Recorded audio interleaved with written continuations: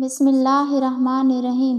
ابو زبیر رضی اللہ تعالیٰ عنہ نے حضرت جابر رضی اللہ تعالیٰ عنہ سے روایت کی کہ ایک آدمی نے رسول اللہ صلی اللہ علیہ وآلہ وسلم سے سوال کیا اور کہا، آپ کیا فرماتے ہیں جب میں فرض نمازیں ادا کروں اور رمضان کے روزے رکھوں اور حلال کو حلال اور حرام کو حرام سمجھوں اور اس عمل پر اضافہ نہ کروں تو کیا میں جنت میں داخل ہو جاؤں گا؟ آپ نے فرمایا ہاں۔ اس نے کہا، اللہ کی قسم میں اس عمل پر کوئی اضافہ نہیں کروں گا۔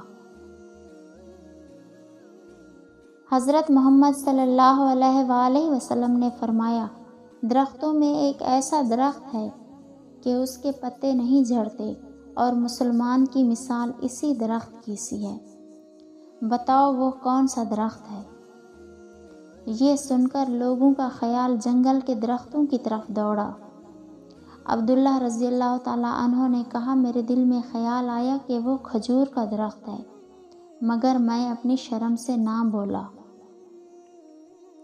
آخر صحابہ نے حضرت محمد صلی اللہ علیہ وآلہ وسلم ہی سے پوچھا کہ وہ کون سا درخت ہے؟ آپ صلی اللہ علیہ وآلہ وسلم نے فرمایا، وہ کھجور کا درخت ہے۔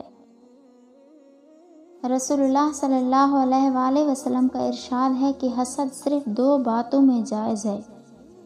ایک تو اس شخص کے بارے میں جس سے اللہ نے دولت دی ہو اور وہ اس دولت کو رائے حق میں خرچ کرنے پر بھی قدرت رکھتا ہو، اور ایک اس شخص کے بارے میں جس سے اللہ نے حکمت کی دولت سے نوازا ہو اور وہ اس کے ذریعے سے فیصلہ کرتا ہو اور لوگوں کو اس حکمت کی تعلیم دیتا ہو۔ رسول اللہ صلی اللہ علیہ وآلہ وسلم نے فرمایا، میری امت میں 70,000 لوگ وہ ہوں گے جو بے حساب جنت میں داخل ہو جائیں گے۔